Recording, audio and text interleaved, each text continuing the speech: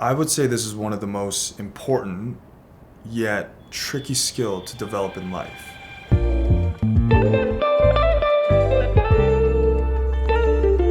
One of the best skills to learn in life is awareness, period. Awareness to how you come across others or interact with people in a social setting. Do you win over others' approvals, or do they shy away or avoid you? Awareness to how much energy and time you use daily. Are there certain distractions or triggers you keep repeating that burns you out faster than the others? Awareness to your ultimate goal in pursuing the career of your dreams. Is it sustainable, eco-friendly, and is it going to be relevant in the next 5 to 10 years? Awareness in how your environment strongly plays a role in influencing you. Which environment do I put myself in, and can I make or design a better one? And finally, awareness to how your thoughts influence and shape the person you become. Do I challenge my thoughts with curiosity, or do I always accept them to be right all the time? So pause the video and copy some of those questions down. And if they resonate with you, then yeah, just keep working on those questions. So take a moment here. Wait. Okay, let's continue with self-awareness. Again, this is an important building block of EI. Why? Because you can't learn the other EI skills like self-control, empathy, outlook, or optimism without it. You first have to understand yourself, your triggers, in order to control yourself. You first have to understand your own emotions and tune into yourself before you tune into other people's emotions. And finally, you have to first be aware of what is realistic and reasonable before you start feeling good and confident in your outlook.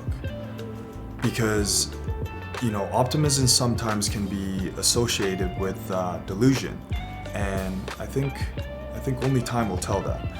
So self-awareness is sort of tricky because being aware of your own thoughts and feeling as they occur is hard to notice because they happen in the moment. And most of the times we react before we think, and sometimes we don't think after we react. We just become very complacent with some of the bad habits or misled thoughts that we normalize every day about ourselves and about others. And your environment, like your friends or the places that influence you, can go unnoticed a lot of times. Just like, for example, like some of the popular casinos.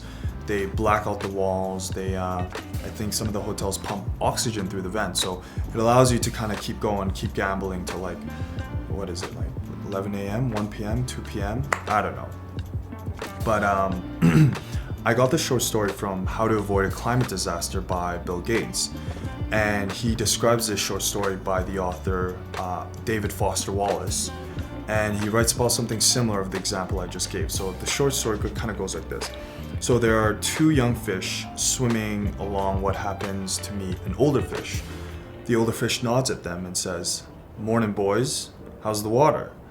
The young fish swim for a bit, and then eventually one of them looks at the other and says, "What the hell is water?" So Wall explains that the immediate point of the fish story is that the most obvious, ubiquitous, important realities are often the ones that are hardest to see and talk about.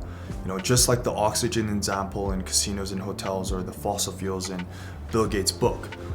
Both are so pervasive in our life, it can be difficult to notice its effects. So it's sometimes very tricky to develop self-awareness to the things when you can't even see it. But sometimes when you can't see what you're looking for, finding the right coaches, teachers, or mentors can help you in a way. Okay, so I hope you like this video. Give it a thumbs up, or 2 thumbs, by sharing it with a friend who also gives it a thumbs up.